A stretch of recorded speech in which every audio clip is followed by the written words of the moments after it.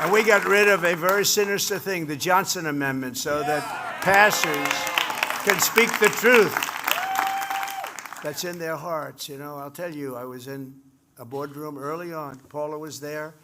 A couple of people in the room were there, but we had about 50 pastors, some rabbis. We had people from a few different religions, and I was just running. I'd never done it before, so it was very early in the campaign. It was in early 2016, and Trump Tower was 68 stories up in the air, a beautiful boardroom, and places loaded up with these people, and they were all excited. And then at the end, I said, I'd love to have your support. And the room went dead silent. Do you remember? It's like, I said, what happened? I know you like me. What happened? Well, would like to talk to you about it later. Anyway, I said, all right, but if we could leave and we'll have another meeting maybe, but I would love to have your support. And there was, again, no answer. And I said, well, we'll figure this out. And I went to Paula and some of the others after. And I said, could I ask you, I know when I'm doing well, when I'm doing poorly, and I was doing really well. And then when I asked for support, it was like stone cold silence. They said, we have something called the Johnson Amendment, that if a pastor, minister, rabbi, or imam, or anybody says anything about politics, you can lose your tax-exempt status. I said, you got to be kidding. So that's what happened. And they were petrified of it. Yeah. Remember that? Nobody even wanted to talk about it. They were absolutely, they became a different group of people.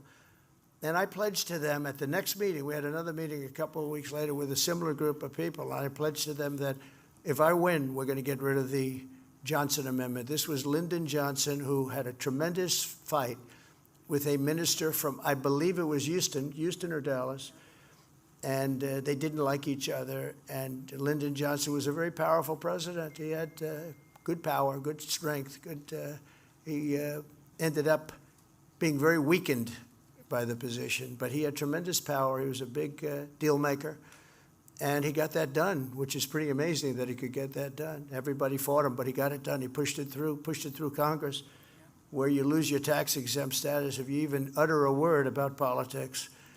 And that was amazing when I heard that. I never heard of that before. And I said, we're going to get rid of it, and we got rid of it. You have got, because you're the people we want to hear from. We want to hear from you. I don't want to hear from a lot of people. I hear from too many people. You're the people we respect. Franklin is incredible. All of the people that are up here, I want to hear from these people. And they come from a different place than me. I come from a business place where there's a lot of rough people, bad people, not really religious people. There are some. But you're the people that I want to hear from. That's why we go to church on Sundays, or we go to wherever we are to listen to people of faith. And it was horrible. I said, you mean, when I heard that, and I said to the other people, that means that you should be the most powerful people on earth, in a sense, and yet you have less power. And I pointed down to Fifth Avenue, which was 68 stories below, and I said, that means that anybody on Fifth Avenue, in theory, has more power than you do.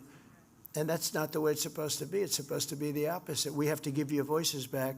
And I've given you voices back, and that's one of the reasons that we see upticks now, I think, in religion. So it's very important. Right?